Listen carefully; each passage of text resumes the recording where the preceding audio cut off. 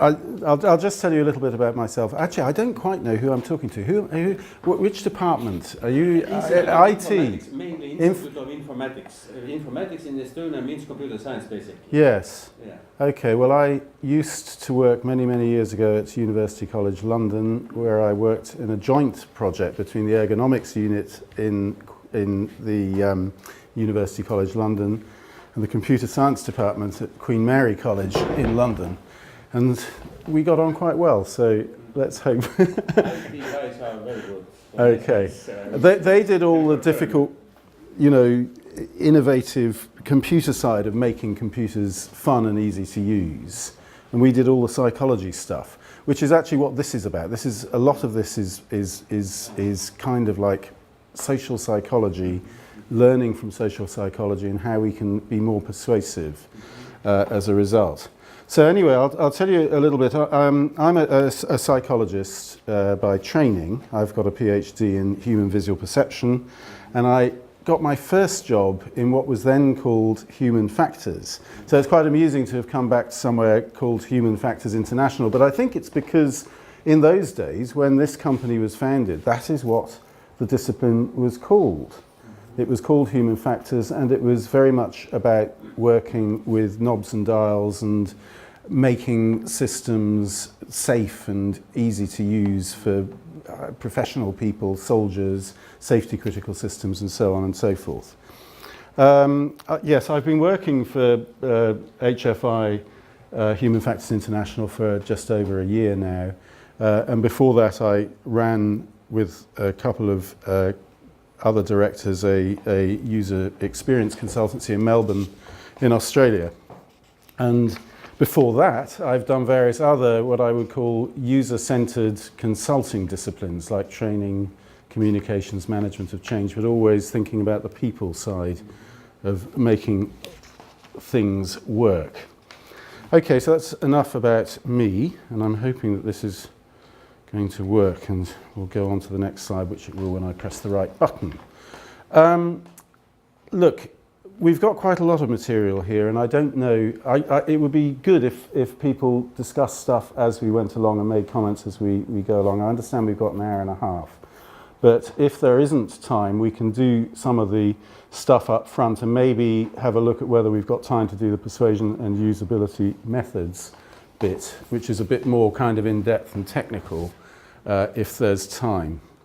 And then I'm hoping there'll be time for one way or another for a bit of a discussion at the end. So how many of you are familiar with user experience and the sort of methods and what we do? Yes. So tell me if all of this is... I'm just going to give, for those that may not be so familiar, I'm going to give some background to what we mean by user experience. And then I'm going to talk a little bit about the correlation between usability and persuasion, which is taking usability further to make systems persuasive.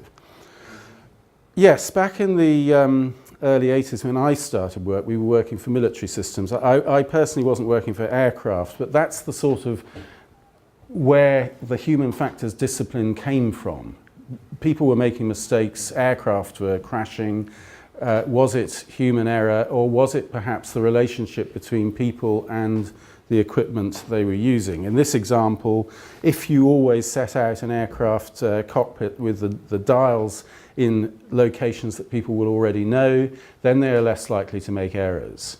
And getting safety critical systems, understanding the sorts of factors that make people make mistakes and mitigating those by good, sensible, people-centered design is where a lot of the older consultants in this discipline started from. But since then, is that not terribly easy to see that? Do you think we could just dim the lights a bit? It would be completely dark then. Oh, will it? Okay. All right, well... I can open my screen as well. Is that all right for people? Is that all right for people? Because some of the images here that I'm going to talk about have sort of colour and things that would be nice to see. If it's too dark, let me know, because I can't read my notes. It's true, I can't read my notes. But hopefully, well, let's turn the lights off when necessary. We moved on from the old knobs and dials stuff and just the safety critical systems stuff. And we are able, this is actually difficult to recognize as an insurance application in its original form, but when you redesign it, you can redesign it by designing a bit of an information architecture, getting some good terminology, getting some headings, and making it much more straightforward and obviously what it is. And so even in the days of green screen stuff, there is plenty of work for usability specialists to do. But nowadays, moving on, really most of my work in the last 5 or 6 years has been about website design. And that is where people are really recognizing it's so easy to justify the investment in usability when people are selling stuff, when their whole business model can be made or broken by whether people can be bothered to learn to use a website or whether people like or dislike using a website. In the early days, we were talking about investing in usability. Yeah, but we can just train people. Oh, they'll do it anyway. And certainly in many jobs that I've worked in, usability, you were just expected to learn systems and nobody really cared if it was taking you an hour to fill in your timesheet every week because it was too difficult, or 2 hours to do your expenses because, and the accounting department, you know, an extra half an hour a day because it didn't appear in their books. But if a business model can be made or broken according to whether it's usable, whether people like using it or not, then you have a very good business case. And it's quite easy now to argue the business case for investing in usability in a way that it didn't used to be in those early days. It used to be the military and safety critical systems where if something went wrong, the consequences could be demonstrated as sufficiently severe. Okay, but this is the sort of thing, where would you expect to find low-fat recipes? Well, it's difficult. This is part of our PET training course, actually, and I'm not going to ask you to work it out for yourselves, but you can see that if you go down through the menu systems, it is completely not obvious at all where you would find the healthy recipes. This is actually a Singapore government health website. But we can address that by getting to understand the way people think about information and the mental models that they have for categorizing things and the labels that they actually use. And if you can get to that sort of information, you can design an information architecture and associated screens and dialogues that make all of this sort of thing much easier. And here's another example of something pretty horrible. This is a 15-page process for buying a phone. This is the before situation, of course, but just by looking at the tasks and working out how to simplify the tasks, and again getting into the sorts of mental models people have around tasks, you can cut it down and you can increase, and the point about this, of course, is that you can increase the likelihood that people will actually complete a task and will actually make a purchase, and then you can demonstrate that there is value in investing in this sort of work, because bad usability is actually getting in the way of your business model and you're failing to make money. Frankly, sounds a bit vulgar, but you're failing to make money the way you actually could. Okay, so this is, in very short summary, the sort of things that classic usability specialists are interested in. Effectiveness, can they do what they need to do with the product? How easy is it to learn how to do it? And actually, in my time in training, we always recognize the relationship between usability and training.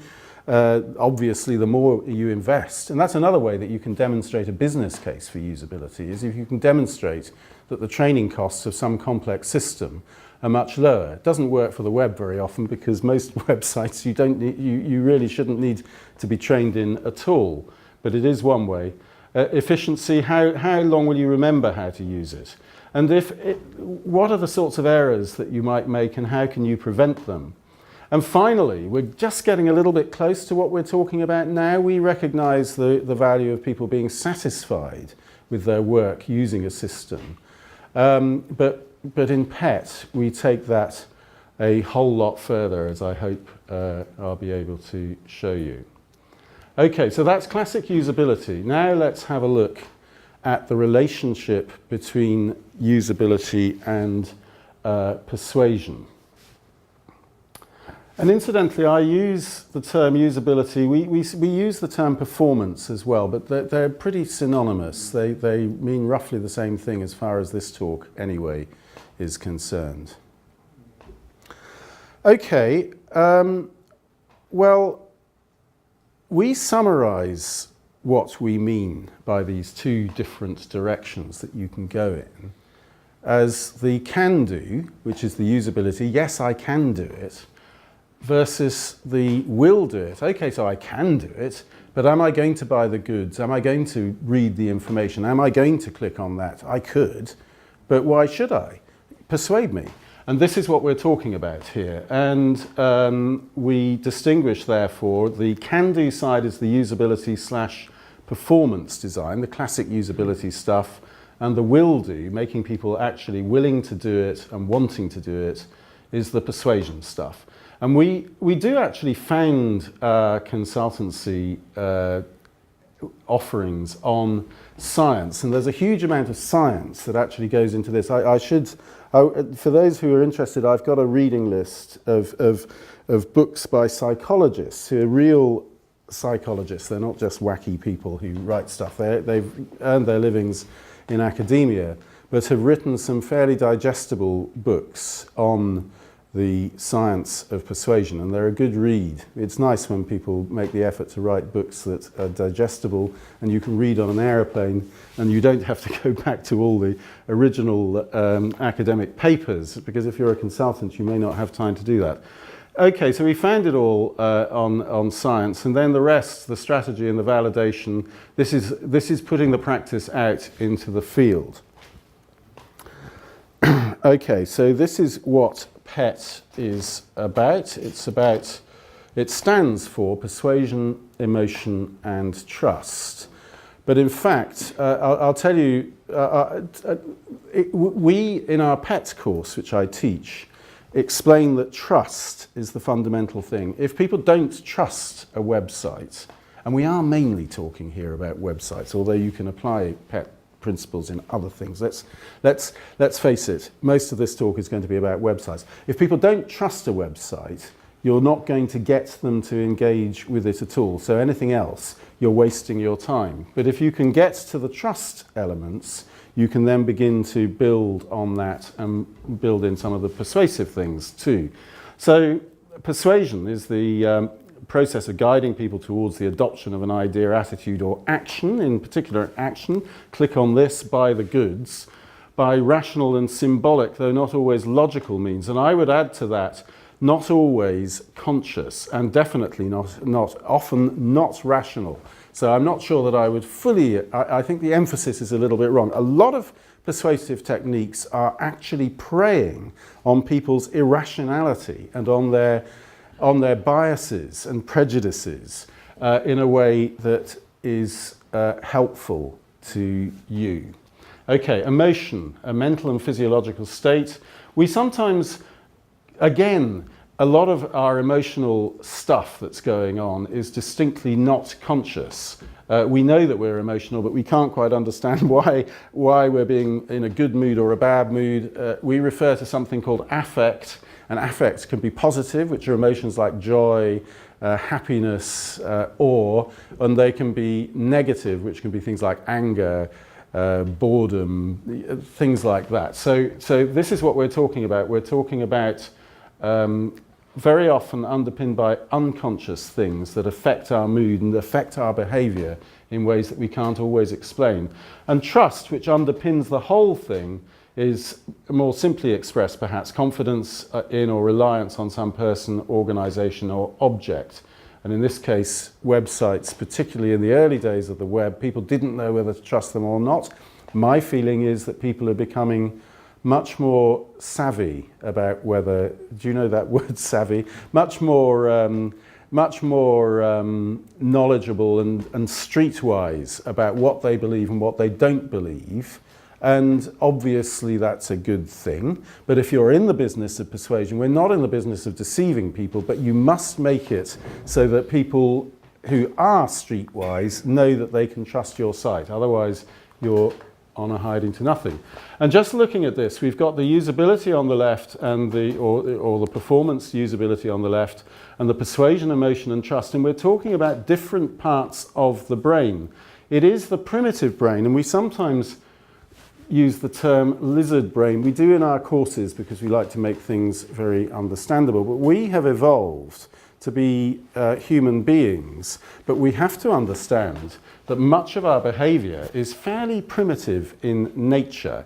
And if we weren't human beings, even our closest primate relatives who have brains much the same size behave in fairly basic, emotion-driven ways. And that is something that we have to recognize, is that we have underpinning our rational self, our emotional, unconscious urges that we have, and so on and so forth. And those are due to very primitive brain structures, or basic central brain structures. It's the amygdala, the hypothalamus, and the limbic system that is responsible for affect and emotional behavior. And so this is what we're talking about very often in persuasion, emotion, and trust.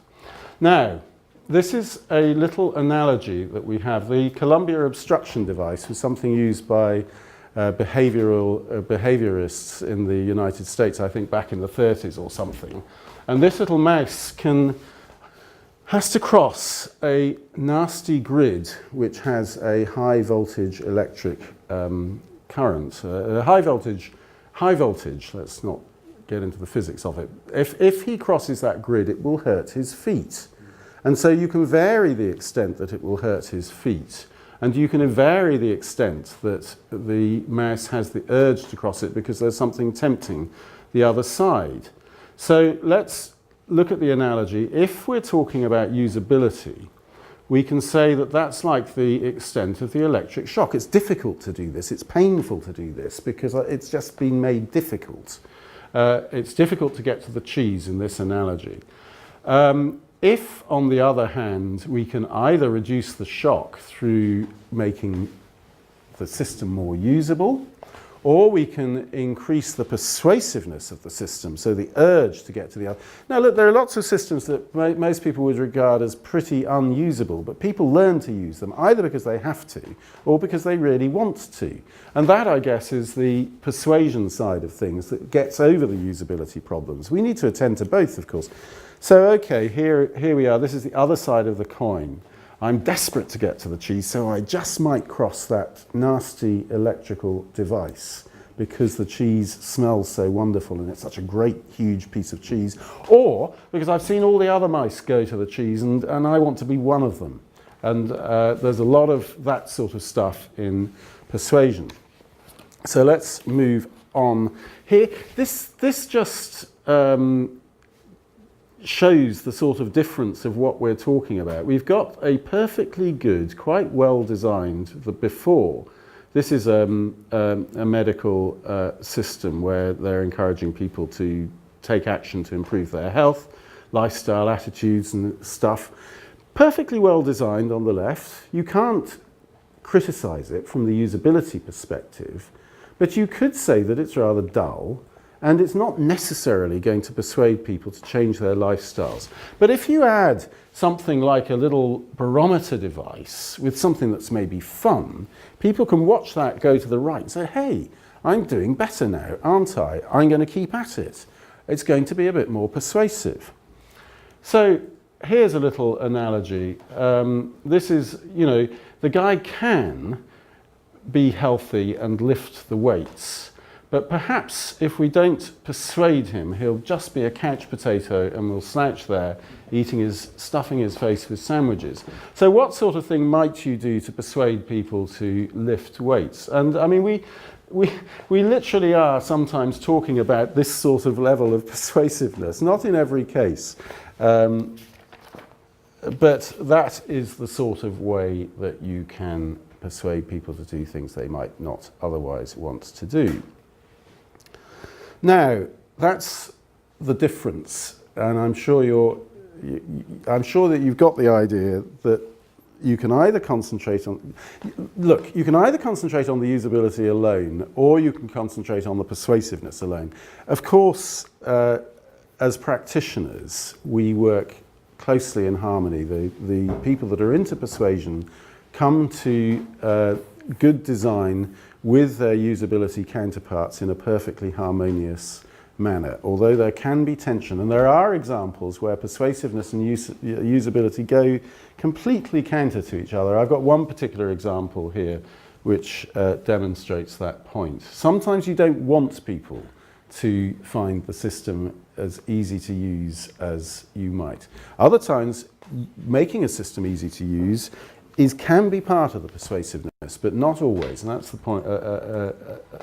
An interesting paradox that they can sometimes be not always working in precisely the same direction. So what I want to do now, does anyone have any questions about any of that or want to discuss anything about it? Yes, I can. It seems to me that you're carefully avoiding the concept of motivation. So it has to do, usually the persuasion has to do something with increasing a person's motivation, and there are loads of motivation theories. Yes. But people, do they eventually... We do talk about motivation. I'm not trying to avoid talking about motivation, but isn't designing something persuasive going to increase people's motivation to use it? I mean, the sort of things that make people motivated are systems that are kind of like fun to use, where you get some satisfaction out of using it. And of course, if people want to go online shopping, for example, they may well be highly motivated to buy their Christmas shopping. But they will have a choice of n number of ways that they can do that. They could either go to the physical shops, they could go down the high street, or they can buy stuff online. And if they decide to buy stuff online, there's hundreds, maybe more, of different channels by which they can do that, different websites. So what we're wanting to do is probably to, if they are already motivated, is to persuade them to direct their highly motivated self down our route and click on the buy button from our website. So I hope that this isn't counter to motivation, because I think that motivation is an important part of it. Okay, but let's have a look at some persuasion tools and their use in website design. Now, I went yesterday, I've looked at some of these booking type websites where you can book hotels, and I've thought that these are highly persuasive. So I went back to booking.com, and I was delighted to discover that they are just so keen on the use of persuasion tools, and they do it, in my opinion, quite well, actually. They do it quite well. So a lot of these examples are from booking.com. But let's take a look. This is our job aid of PET tools, and you can see that, I don't know whether you can read all of those, but there are an awful lot of psychological and other persuasion techniques that we use. And I'm just going to demonstrate, because it takes 3 days to teach the PET course, in which you might learn about how you might use all of these. I'm just going to take a few of them to perhaps whet your appetite for this sort of way of approaching design. And as I say, I'm going to use booking.com for some of these examples, but I'm going to illustrate them with some other examples as well. Now, social proof is the fact that the human psyche feels comfortable watching other people doing things and then doing the same thing for themselves. And if lots of people are doing something, then you're much more likely to do it yourself. And if nobody is doing something, then it's kind of like difficult to do it. So for example, if you go, this happened to me just a couple of years ago, in fact just over a year ago. We went to Lisbon, my wife and I, and it was our wedding anniversary, and we'd never been to Lisbon before, and we went to an area where there were a load of restaurants. Now, which restaurant do you choose? You tend to choose the one that other people seem to be going to. And we made a mistake because it was a bad restaurant. And I don't know how they persuaded people to go there. But the fact that they had meant that it was more persuasive for other people to go there. So this is the concept of social proof. And it is widely used. If people are doing it, we also want to do it. Another thing that you can do which works very well is go out into the street and point at a building up there, and people will probably think you're mad and they won't do anything.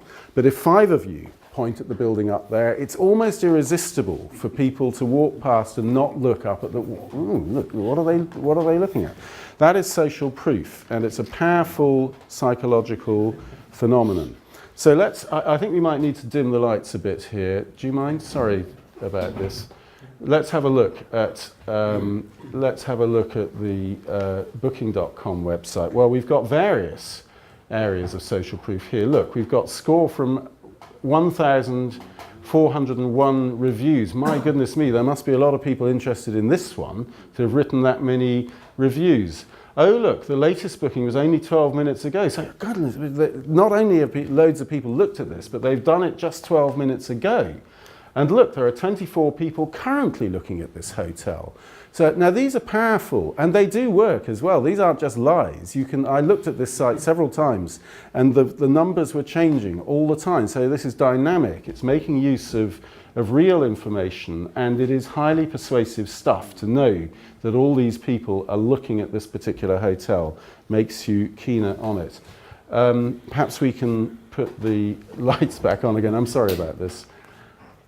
Okay, there is a good book by a chap called Donald Norman. Donald Norman wrote a book called The Design of Everyday Things, which is a bit of a classic for usability specialists.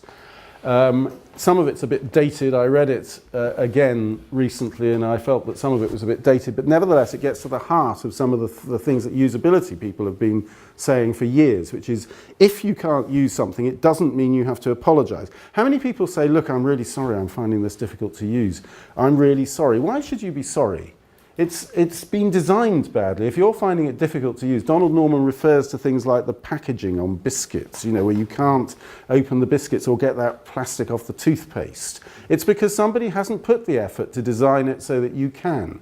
So you feel ashamed of yourself, whereas it's the designer that should feel ashamed of themselves.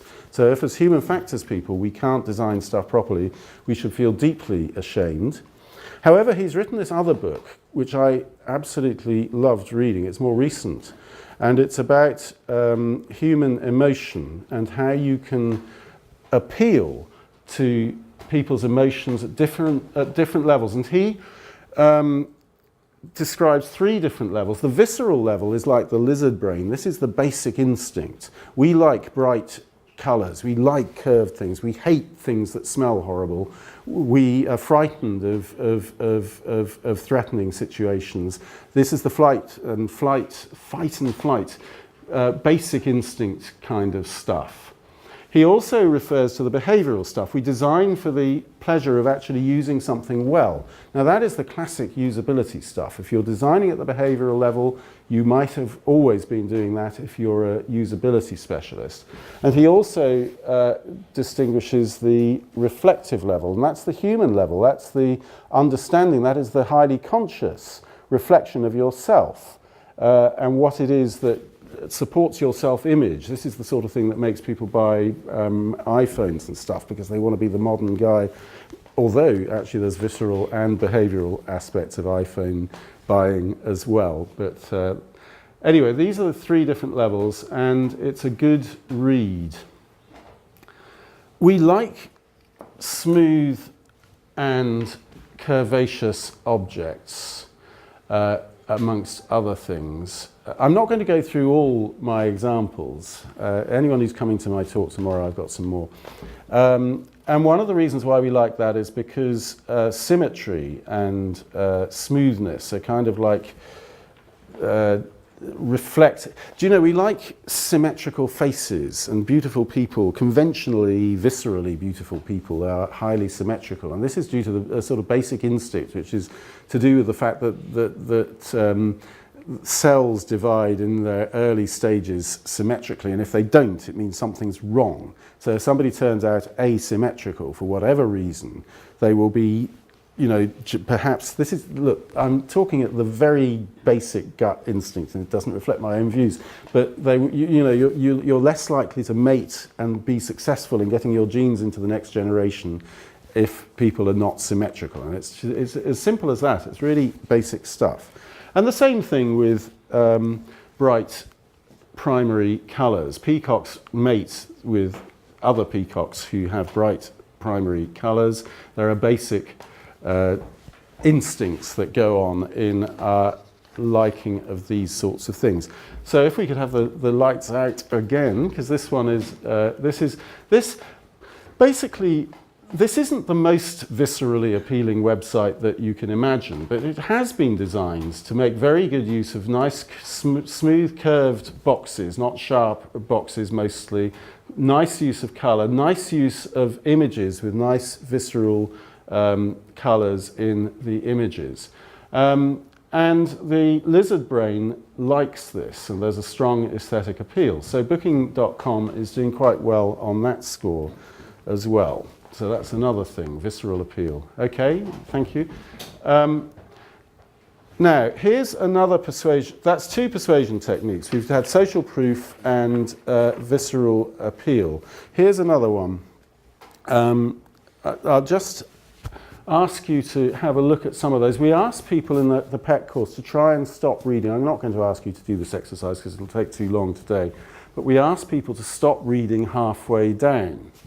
And the reason why we ask them to stop reading halfway down is to demonstrate that they don't want to stop reading halfway down, because what they're reading is kind of like, really? Oh, okay. What? George Washington grew marijuana in his garden. These are unlikely but believable facts. And it is quite persuasive. This is perhaps a sort of motivation. You're motivated to keep going further if if these facts were ridiculous, you would stop reading fairly because you think this is a load of nonsense. But somehow you kind of believe them, and yet they're unusual things.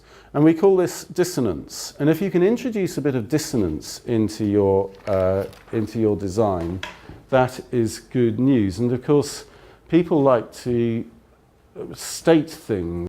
This is actually from Ryanair, who's an Irish airline that operates a lot out of Britain. And the dissonance there is that it's almost unbelievable that you can fly for as little as, you can hardly get a train ticket to London for £20. But you can, in fact, fly from London to some fairly impressive destinations. And so it kind of excites your interest. This is the result, actually, of a Google search, so it's not on the website itself. But, of course, persuasion doesn't stop at the website. The persuasion, you know, you've got to get people onto the site in the first place. So you need to be persuasive at every level. And so they've presumably paid to have this kind of result from searching on Google for Ryanair and putting a bit of an advert in there at the same time. So that's kind of like the use of dissonance. And it captures people's interest and therefore gets them motivated to look further. All right, now we've talked about social proof. Here's another one. This is called social learning. It's a little bit like social proof, but not quite the same, and I'll explain the difference. This is the result. This is a little experiment somebody did with waiters, I imagine in the States. And basically, if the waiter comes up to you and you say, well, look, I'd like ham, egg, and chips, please. And the waiter says, okay, and goes away and gets you. That's perfectly satisfactory, nothing wrong with that. He's done what you've asked. But if the waiter repeats what you said, you say, I'd like ham, egg, and chips. And the waiter says, okay, you'd like ham, egg, and chips, sir. Tips go up 70%. That's what they found in this experiment. Anyway, people like people who act like them, and if you reflect what somebody said to you back, they'll like you and they'll tip you more. So a lot of salespeople are into this kind of faking it bit. There's a very good book by a chap called Cialdini called Influence that talks about all the ways that you can be tripped up through being a sucker for this kind of stuff, because a lot of this is false. And I'm sure that waiters in the States are very, because they rely so much on tips, are very adept at understanding what all these clever persuasion techniques are. And in fact, we have quite a lot of examples on our PET course that are experiments that have been done on waiters and what gets them bigger tips and what gets them smaller tips. And of course, if you're designing a website for commercial gain, in a sense, you're wanting to make money like the waiter is. And so if you can be persuasive, good news. Okay, so social learning is about telling stories, actually. And although this example, it's just a person repeating back to you what you said. But if somebody you like tells you something, then you will be very much more likely to believe it. And if somebody you relate to tells you something, you will be more likely to believe it. So it's not entirely surprising that websites like Booking.com use testimonials and stories. Now they do actually use them very honestly, because they put all the stories and testimonials up, whether they're good or bad.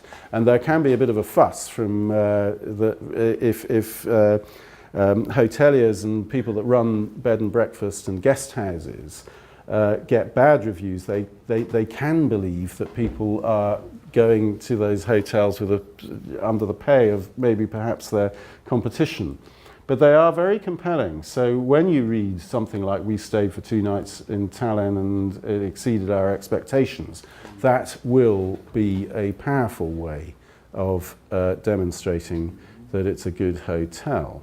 But I think this Booking.com and other sites don't do very good work in motivating people to write these reviews.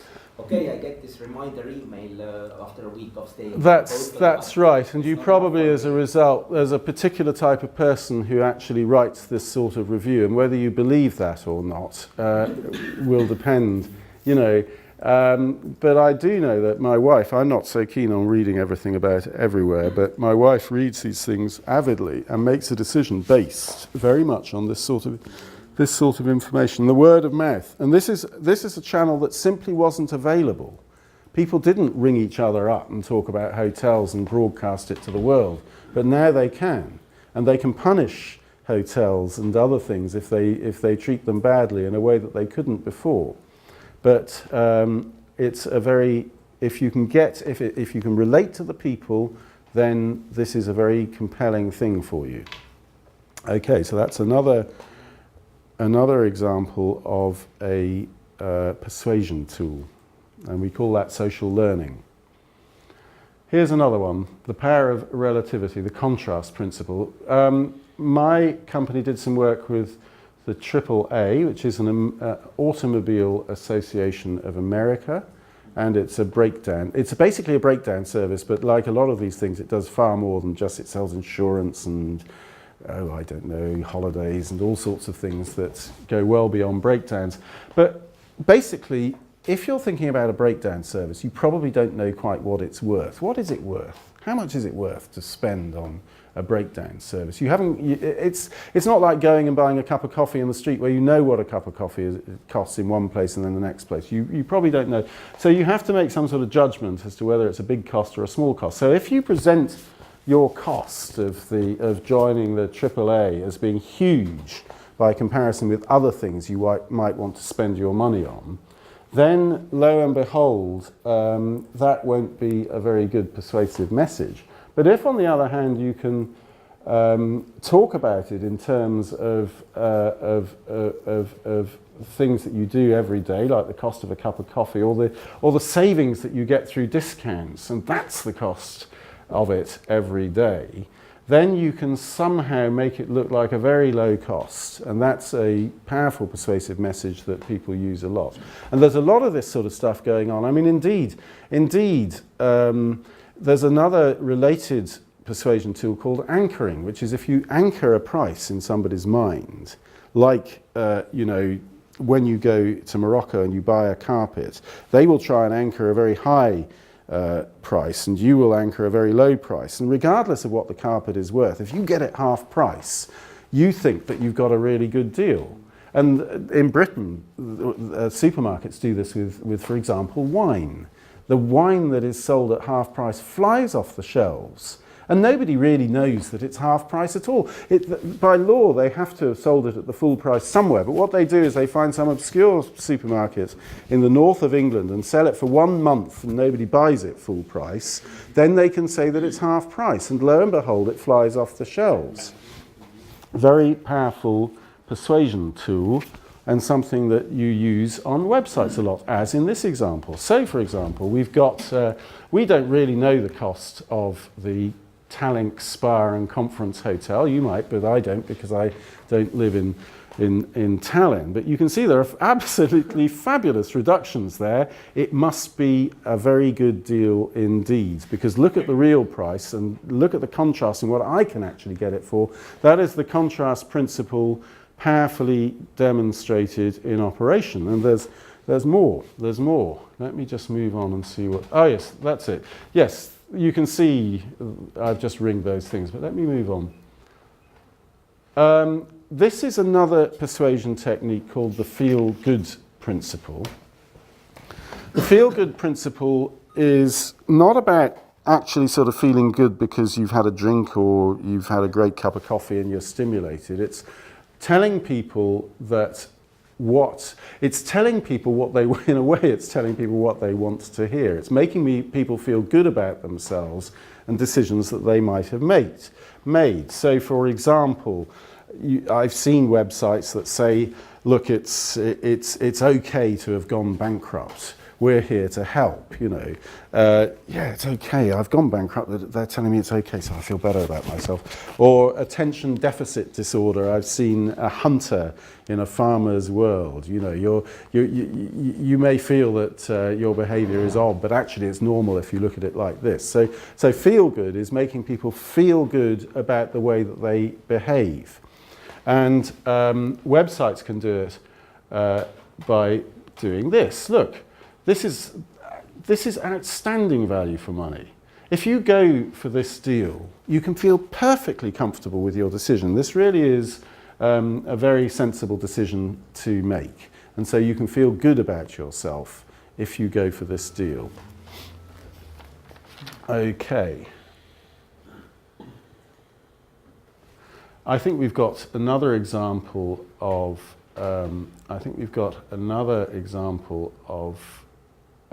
this is social proof again. It's just been booked. It's a most recent thing. And it's not only is it social proof, but it's a kind of recency thing. People tend to think that things that have happened recently are very important.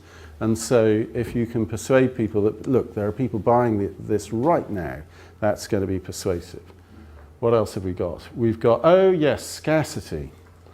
It is part of the human condition to get very anxious and excited about things that are running out. So, for example, when the fuel delivery lorries take industrial action, as they do about once a year in Britain, because they feel they're underpaid or something. And fuel is therefore going to run out at petrol stations, or even if it isn't, if somebody says that it might, lo and behold, there's a run on all the petrol stations and it becomes a self-fulfilling prophecy, and fuel does indeed become difficult to get. So if you can, this is again extremely powerful. About a year ago, I remember, before I knew better, trying to get to Madrid and seeing that there are only 2 flights left at this price. And oh God, I better get it then. And I hadn't actually read at this price.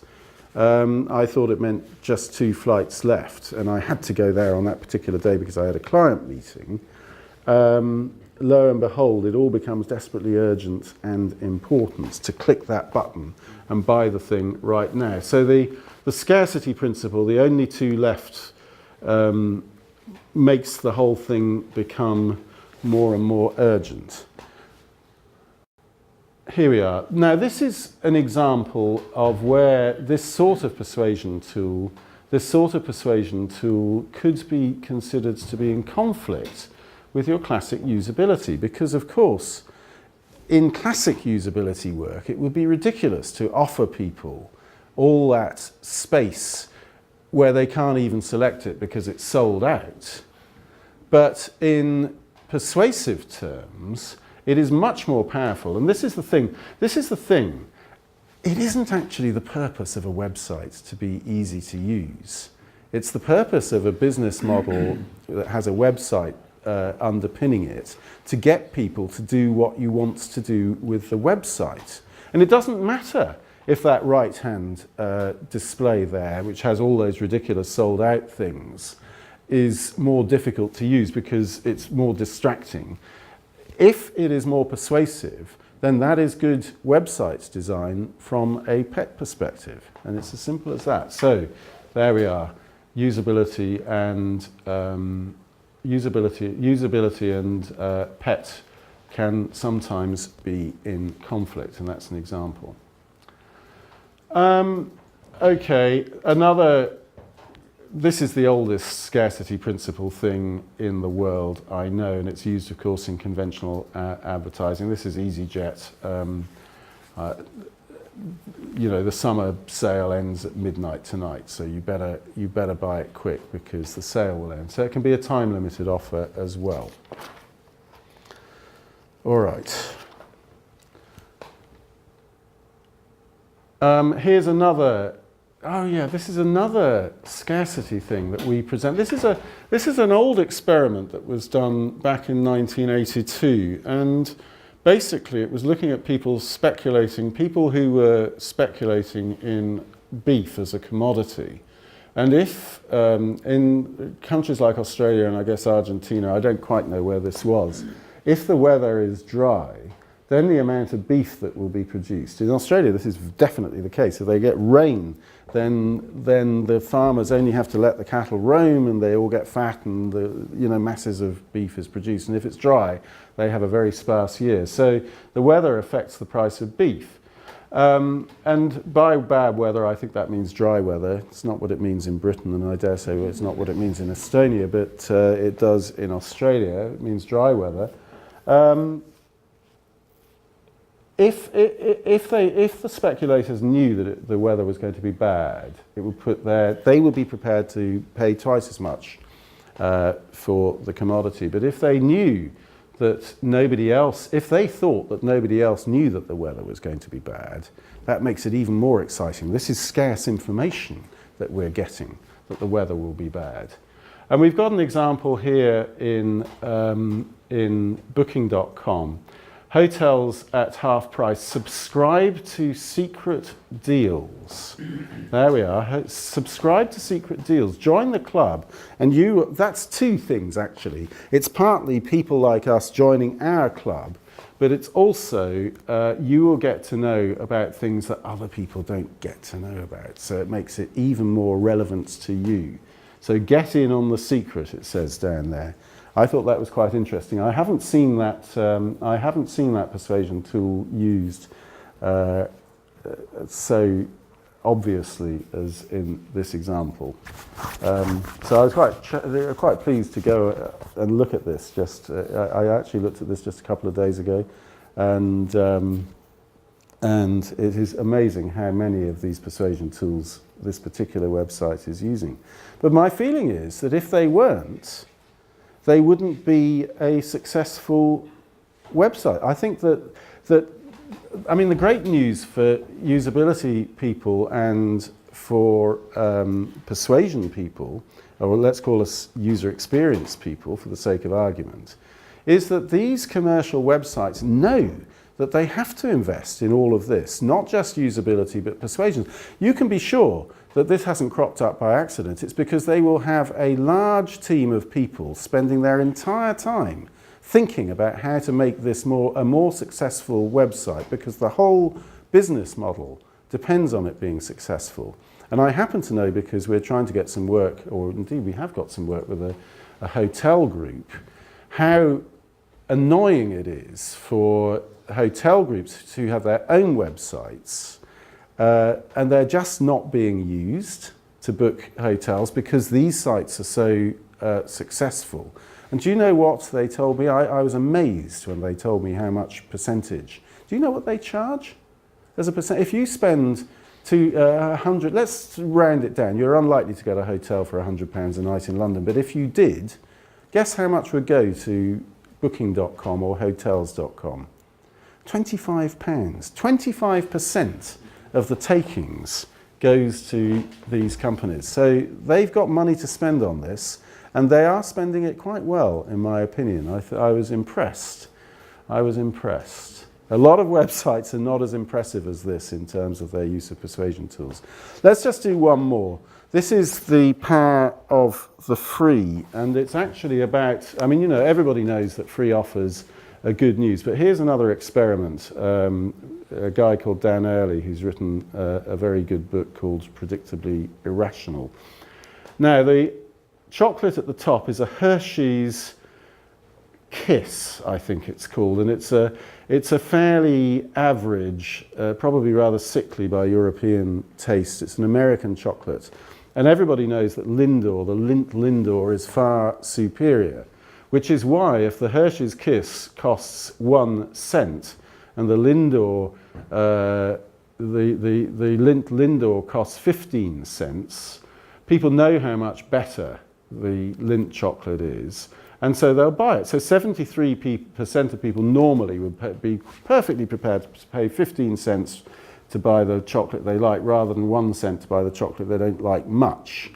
But if you make it free, so you reduce them both by just 1 cent, which is a trivial amount, look at how that changes.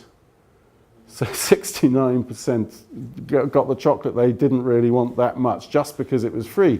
And it's because they weren't losing anything. There was absolutely they couldn't lose. It's free. Look, you can't lose. You can't lose.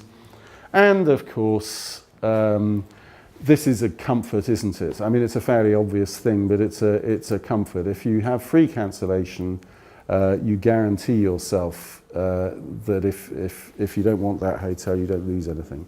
I lost my money on a hotel in London the other day when I changed my plans. It didn't have free cancellation. I was a bit annoyed about it. It was £200 for one night, which is what hotels in London can cost. Okay, how are we doing for time? We still have some half an hour altogether. Half an hour. Shall I carry on? Or would you like to discuss all this? Shall I carry on? Look, yes. How much is, let's say, pet design linked to neuromarketing? Or are they pretty much the same thing but maybe with different angles? The same thing with different angles, I believe. Because marketing, and I don't know whether all of that stuff goes back to the psychology, but they do come up with the same ideas and the same persuasion techniques.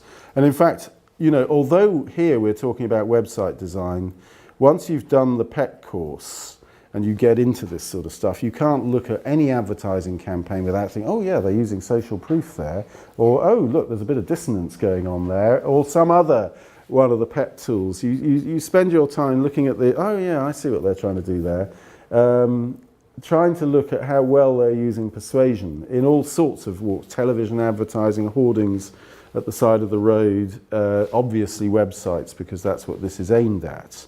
And the idea, of course, is to try and capitalize on things that people have been actually doing for donkey's years, for a long time, and incorporate it into good website design. So I think that the answer is lots of common ground. The tools might be just a bit different. I think for neuro marketing, they just measure it more with different kinds of stuff. But here, before we start measuring, we actually, you know, kind of know a bit what we're doing. I hope that we do. I hope that we do, because we try and find it on we try and found it on science. And actually, a lot of our stuff, if you read, I'll give you the reading list, a lot of our stuff does come from the scientific literature and has been incorporated via that route into what we're doing. So yes. Sorry, because I have just one question, maybe more.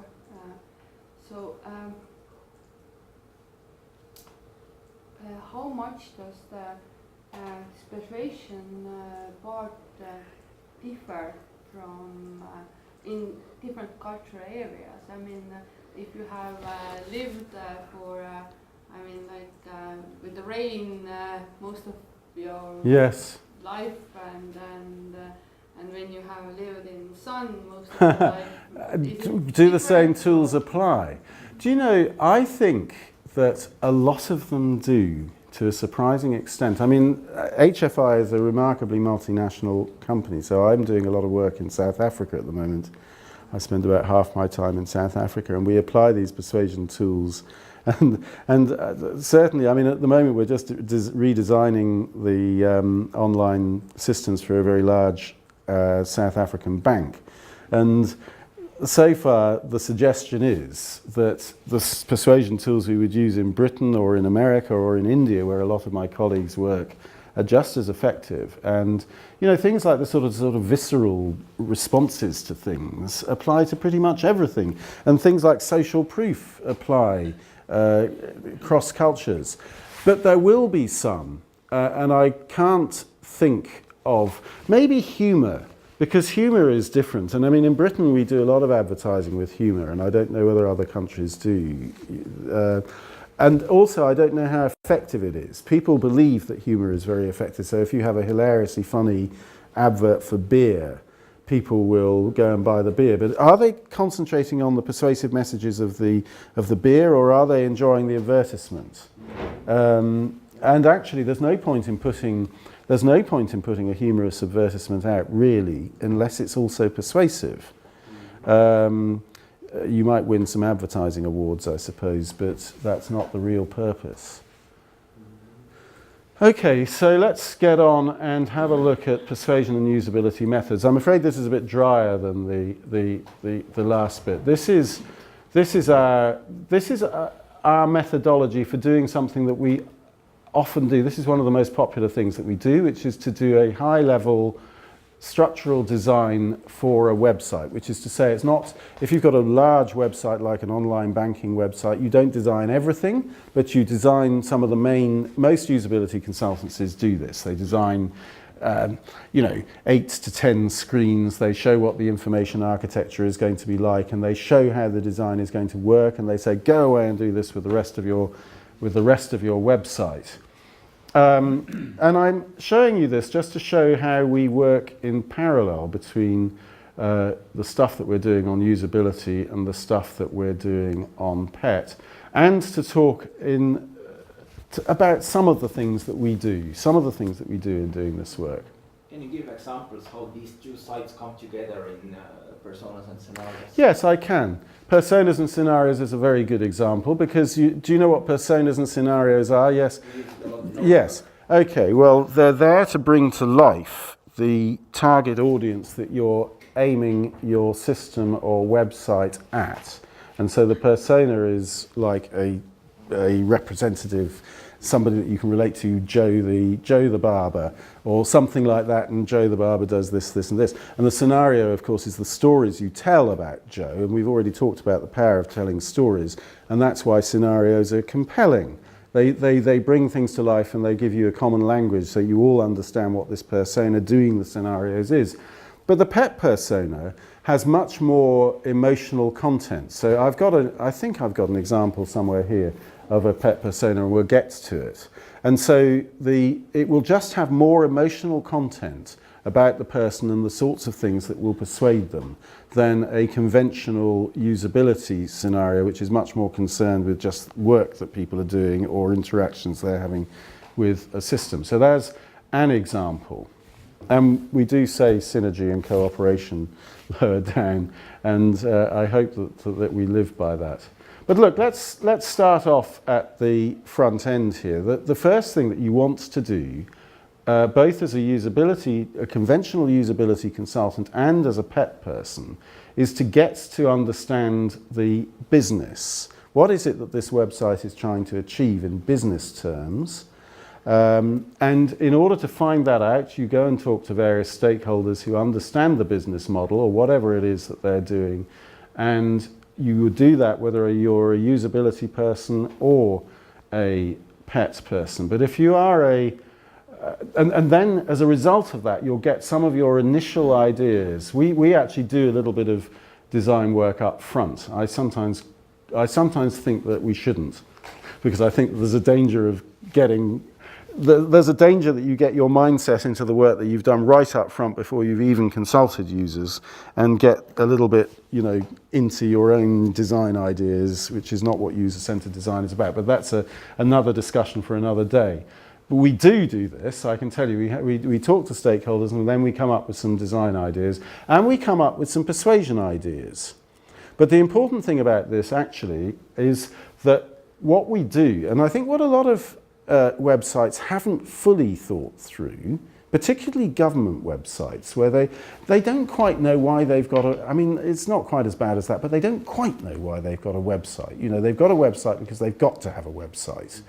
But actually a website should be there for a purpose. Now, universities now, you see, understand what a website is for. It's to persuade students from other countries to come to Reading or to Tallinn and spend money sorry, that's being a little bit cynical, but universities are now becoming increasingly, certainly in Britain, becoming increasingly commercial, and therefore are increasingly aware that they have to persuade people to do things with the website, which ultimately leads to them signing up to do a degree at Reading University, for example. So actually thinking what it is that you're trying to persuade people to do is very important. And what we encourage people to do is to recognise that there is a primary pet objective, which might be, so for example on the booking.com, it isn't so that people can see all those interesting hotels and read all about them, and those may be important persuasive things that they want them to do, but ultimately it's clicking on the thing that says, yes, I'm going to book for 7 nights in London between the such and such, and I'm going to pay for it now. That is the primary pet objective. And all the other things are what we call precursor objectives. So for example, in this example, which is persuading somebody, in America they do this. I think in Britain, and maybe not in the European Union, it's illegal to advertise drugs in this way. But what they do in America, and they used to do in Australia, is to advertise drugs to people who can't buy them themselves, but they can go to the doctor and say, I've heard of this drug, I've forgotten what it is, but it's Serotin or something. I can't. It's a diabetic insulin inhaler thing. So what you want to do is to have a scenario like this, where you recognise that the first thing you've got to do is get people to visit the website. Then you've got to read about the products, and then you have to leave asking the doctor with positive interest in this particular drug. And so you can knit together maybe this answers your question. The scenarios are about thinking about all the persuasion bits. It's not just what people have to do, it's what they have to think as they go through a particular pathway with your website. So that is an important thing. And sometimes you can ask people in government, oh, well, we put all our council information on the website. Well, why? So people can have access to it. Well, why? Oh, because that says in bylaw 3750 we've got to make all our information public. That's not very persuasive. So I think it's good if you can, but maybe there are important objectives that maybe if they can demonstrate that 10,000 people a month visit their website, that gets them some advantage. I don't know. But I think it's important and useful to think in these terms, to think about your business model and to think about how persuasion helps you generate business through your business model. It's an important discipline. And also to understand the difference between your primary pet objective, which is the ultimate thing that you're persuading people to do, and all the things that sit underneath it. Because if you're putting effort into getting people, if you can't show how those things support the primary objective, it's probably not worth putting effort into persuading people to do things, if you don't understand that kind of hierarchy of persuasive steps, then you won't be able to respond as well as you would to getting persuasion into your design. Okay, so let's move on. This is 2. Sorry, I probably haven't, I think I shoved some numbers if I get back. This is know what the organisation wants. We're moving down the methodology here. And here we are, know what the users want. So the first thing you do is you find out about the business and the business goals. The second thing you do is you find out about your user population and what their characteristics are and things like that. Does this fit in with your... It's fairly classic stuff, actually. It's the sort of stuff that usability people all have, roughly, this kind of methodology. Okay, so when you go and talk to your users, you do things like interview them, or you have focus groups. Although my company doesn't believe in focus groups, I haven't dissociated myself. We used to do focus groups, and now we don't. But that's just because I work for HFI, and they have reasons that they can argue why they don't do focus groups. And you identify the user requirements, and you identify users' design preferences. And one of the important things, we talked about mental models earlier, one of the important things is that you want to get inside the heads of users and discover what psychologists call them schema, but an easier term is their mental models for how the world is. You know, how do they think about Tallinn? You know, do they understand the physical layout, or do they understand the buildings, or what is it? How do they think about a medical system or something like that? And we do something called card sorting, which is a popular way of, that's very useful for information architecture, getting into people's heads and understanding how they think about the way information should be organized. And we find out more about the target audience characteristics. So this is where we can start to enhance the personas and scenarios a bit more. And we get feedback on the initial concept if we've done one. And hopefully the users will say what they like or dislike about the concept. And if you're a good designer, you'll admit that the concept may be rubbish. But if you've invested too much effort too early on, you may be loath to discard the excellent work that you've done in getting to that concept. That's why I think that there's a little bit of, you might argue that it's better to talk to your users before coming up with any design ideas at all. But do you also discuss the scenarios with users? Yes, you would discuss. You can do what you like with, and indeed, user research takes different forms depending on exactly what it is that you're wanting to find out, how much time you've got. I was just going to get on to contextual inquiry, which is something that is very useful to do. And one of the reasons why contextual inquiry involves, instead of just asking users and they tell you about things, you actually go and watch them in their work. Because one thing that experts are not terribly good at doing is telling you about what they do. And so actually all these other things may all be wrong. They could tell you all their requirements, but actually when you go and watch them do what they really do in their real work, they're doing something rather different. And they say it's easy, but you can see they're making lots of errors and things like that. And we have this, because Donald Norman, you remember the behavioural level, there's the visceral, behavioural and reflective level. The behavioural level, which is what people do, you know, that's actually doing your stuff, working, getting on, driving to, driving to Vilnius or something. You can be in the car and you can get all the way to Vilnius and you'll have driven perfectly and have no memory of it. So you're not actually terribly conscious always at the behavioural level. You have to reflect on it in order to become conscious of it, which is why typists can type away and have a conversation with somebody and they're still typing perfectly, but pretty unaware of it. So people aren't very good at articulating what they actually do, which is why contextual inquiry is an important thing. But very often, it's not practical. And as a usability consultant, you can't just demand to go into people's workplaces. That you can strongly say that we should do this. But if they say, well, I'm not letting you, what do you do then?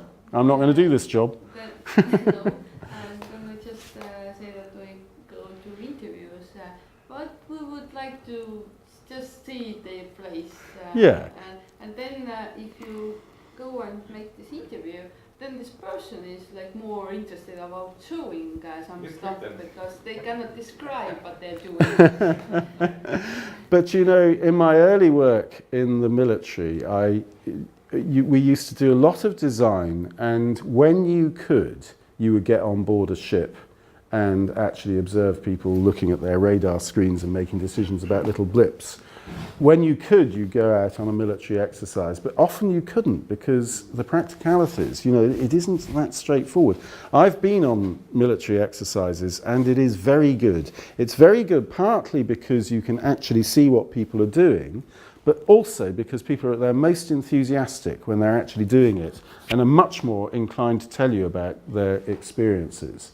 So contextual inquiry, good news. Task analysis, I should have elevated that. You know, there was a time when task analysis would have been right at the top because that's what all usability seemed to be about, task analysis. But let's have a look at the pet side.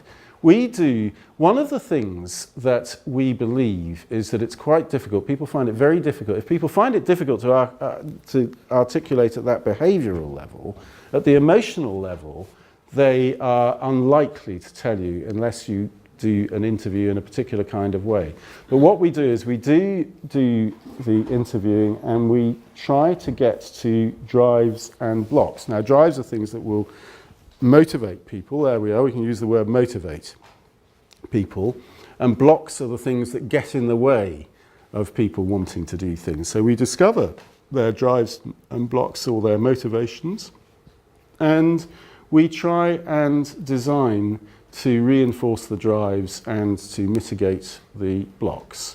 And here we are. We also develop these personas. They're our imaginary characters and the scenarios. And we do that jointly with the usability people. But a pet persona will have much more emotional content. I think I've got... Look, here we are. Let's have a look. This is how we... This is a website that that we use in our PEP course. That was an actual piece of work that Eric Schaefer, my boss, did with some of his colleagues in India about vaccination. It was a website that was trying to sell a vaccination product for people travelling to tropical countries. It was about hepatitis B. And by interviewing people in depth, you can discover their drives and blocks. But before you do that, you have to, this is the sort of stuff that they will tell you.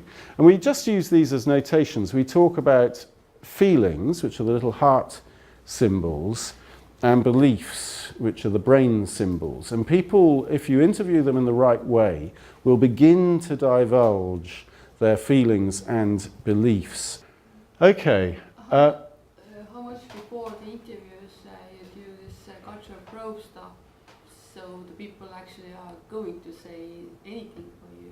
It depends on culture, right? I'll tell you, in India, they have particular issues with usability testing, for example, which isn't so much, I'm not necessarily talking about the pet stuff, but just something that I found very interesting talking to some of my Indian colleagues. Usability testing is where you get somebody to walk through a series of tasks with your website or your application to see how they get on and to see whether they can do them okay and see whether they make errors and to ask people what they think of what it is that they're seeing and to articulate, to talk out loud while they're doing them. Now in India, they're very polite and deferential, that's the right word, very deferential. So they don't naturally tell you about things. They think that you've probably put a lot of time and effort into doing this and therefore they're not going to criticize it. Whereas that's exactly what you want to do. So you have to do something different in India. And what they do is that they, instead of just asking them to just use the website, they get them to get into a story. If it's a financial, let's suppose it's an online banking thing. Your daughter is about to marry the most disreputable scoundrel, and you have to get enough money to fly to Mumbai to stop the wedding. Now go on and transfer money in this. Oh my God! I can't do it. And suddenly it all comes to life for them, and they start as if you make it into a game like that, and tell them, you know, so that they can get their head into something completely different rather than the deferential. Oh yes, this is very easy to transfer this money. Suddenly, all the problems come out. So I don't know if that's the sort of thing. But you're right. I mean, you know, the different cultures, you'll get to the emotional space and you may need to do the interviewing in a different way. I don't know. I don't know whether I personally would feel terribly comfortable being interviewed by Eric. I'm not sure about that. maybe I've got different reasons to worry about that from just any other person. Anyway, look, here is one of our South African personas. And you can see we've got psychographics. There's actually more than this. There's a whole load of stuff about Maslow's hierarchy of needs and stuff that we've done as well. But, you know, lifestyle motivations. There's more. We've even got sort of drives and blocks down the right-hand side. So there's more information in this persona than there would be for a standard usability persona. Okay, so let's get on to the next main stage, which is designing the structure. We do, this is something that I haven't done until I joined HFI, as this primary noun analysis, but this is looking for the sorts of words that you can use when describing work that you're doing. And it sort of sits alongside the card sorting, because it's about defining the sorts of terms that are going to make sense to people when they interact with a system or a website or something. And then, of course, so we identify the terms to be used and we design the way the information is going to be organized. That's the information architecture. And then we get on and we design the screen layouts and controls. And of course, I could have also said task analysis as well, if it's a task, if it's a system that's supporting work and tasks as opposed to just an information system, you do task analysis as well. And then you get on and you design the screen layouts and controls, and you develop wireframes, and some of those wireframes you might give a visual treatment to, but generally speaking, if you're into the usability side, you almost deliberately don't give the wireframe a visual treatment, because otherwise people will reflect on the color scheme or something rather than how well they can do the task. But on the right, we've got the pet structures and design samples. So you'll remember we've looked at these drives somewhere along here. Let's hope I can get back. We've looked at these drives and blocks. And what we've now got to do is to support the drives and to mitigate the blocks in order to be persuasive. So you look at the, here we are, you review the drives and blocks, and we refine the PET strategy. We'll have done that initial PET strategy. One of the things about a PET strategy is that you tend to think in terms of a frame. Priming and framing are also two important persuasion tools, and framing is the way you present information to support some aspiration perhaps that someone's got. So for Coca-Cola spend all their time framing Coke in the context of things that are very nice and good in people's lives, so that they associate. So there's an association of Coca-Cola with comforting, pleasant things that people do. You've got a lot to live, and actually that's Pepsi. Pepsi's got a lot to give, but that's the way they both do the same thing. Yes, they associate it. So a PET strategy will typically have a powerful message. So for example, in the banking situation, we've got this message about getting to know people better so that we can work with them. So it's all about getting to know you so that we can support you. So that would be like a frame, and the PET and the persuasion things would need to fit comfortably. Now you can use a range of persuasion tools, but in order for it not to be a sort of anarchic persuasion model, you need to have that overall strategy, and you can understand how each of the tools works within the strategy. So for example, in that booking.com thing, although they're quite different persuasion tools, there will be an overall strategy that they are using that will keep everything in order, so the purpose of each of the things is understood, each of the tools is understood within the overall direction that you're wanting to be persuasive in. Use every single persuasion tool on your website and it will just look a mess. So you identify the persuasion tools and you generate example persuasive images and content. So that's a little bit like your wireframes. You can't. The thing about persuasion is that it's right down at the level of which image you choose, whether that's a viscerally appealing image, or if you're trying to appeal, if your strategy is kind of like social proof or social learning, are people going to relate to that image? There's this extraordinary example, I don't know if any of you know about it, but Microsoft understood, of course, the importance of people like you in an advertising campaign and produced this image that they were using in America, which had an Asian man, a white man and a black man working very well together in perfect harmony using Microsoft products. They used the same advertisement in Poland, which doesn't have, it's a monoculture, and it doesn't have black people. So they photoshopped the black face and put a white face in the ad, and you've seen it. It's frightful, isn't it? But what a gaffe. But you know, but it's obviously a massive gaffe. But of course, you know, all the bloggers said, oh, Microsoft racist, you know.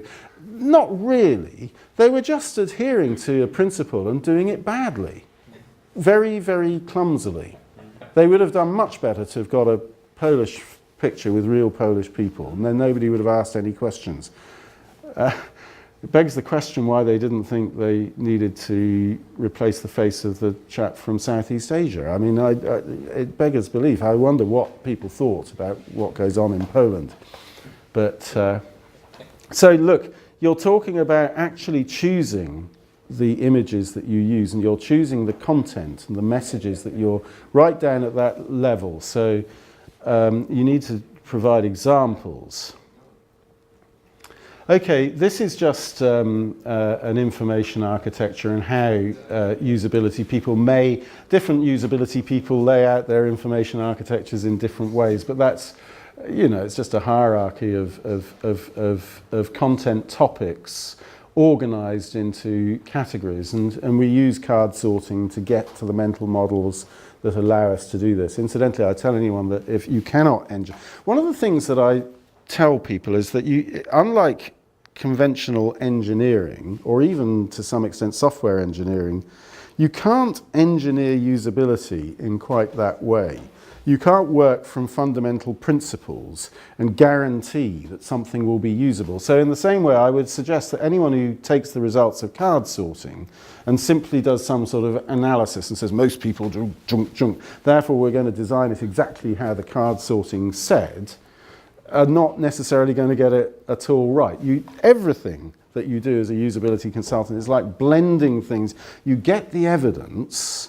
You get the evidence from stakeholders, you get the evidence from users, you get the evidence for established good practice, you get the evidence from your own experience, and you get the gut feel, and you get the creativity of actual design. And design ultimately is a creative process. Ensign statement. Sorry? Ensign statement. Yes.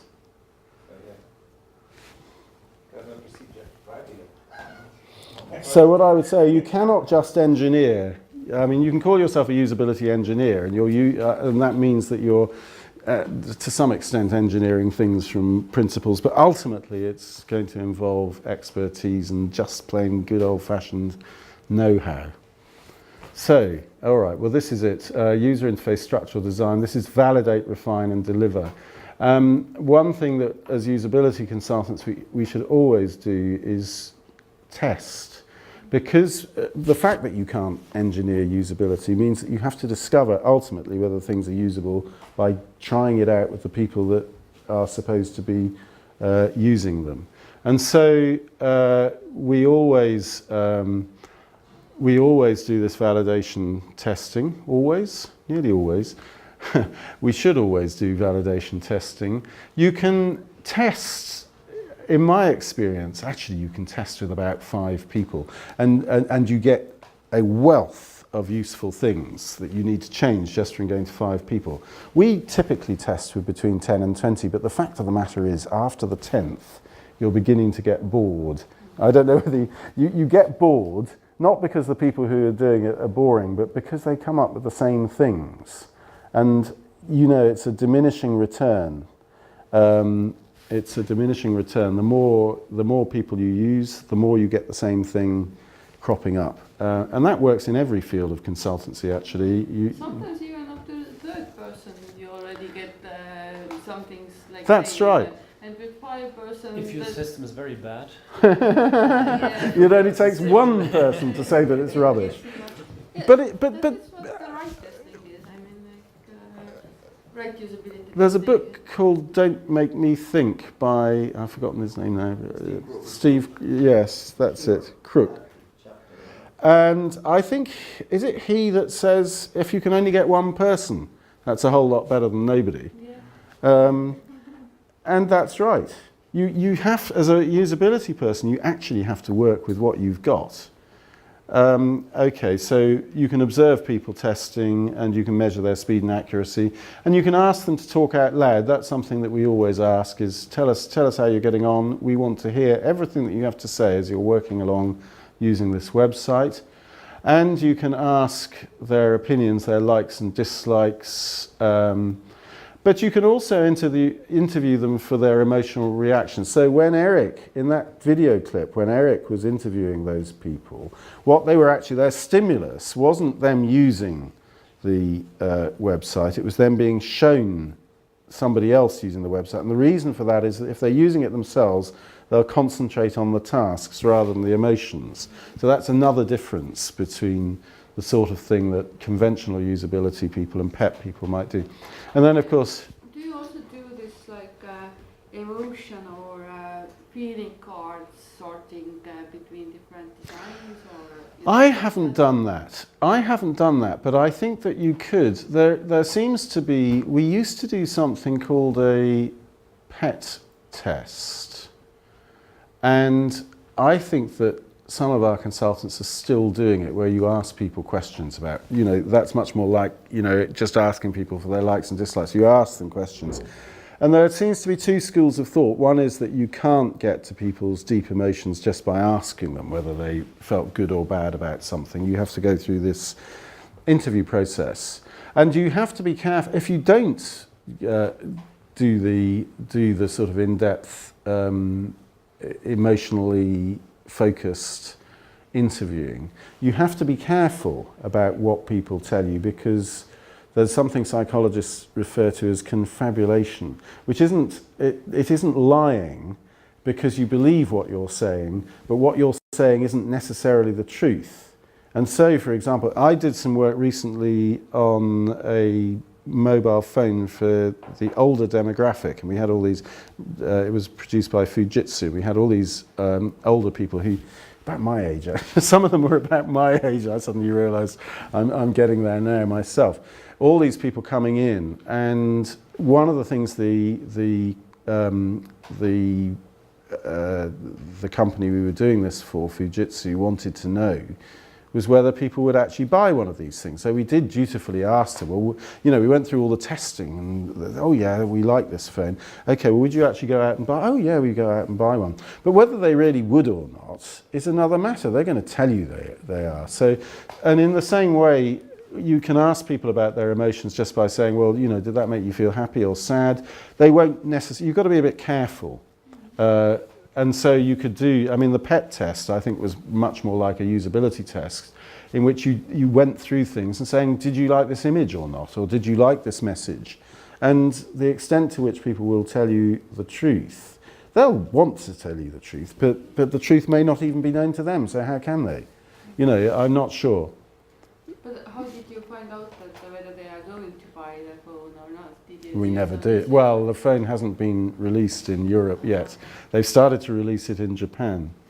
Incidentally, I would, in the context of designing a mobile phone, a smartphone for the older demographic, I would say that, you know, if you're designing for the older demographic, you're probably designing pretty well for everybody, because you're just making it much, much easier to use.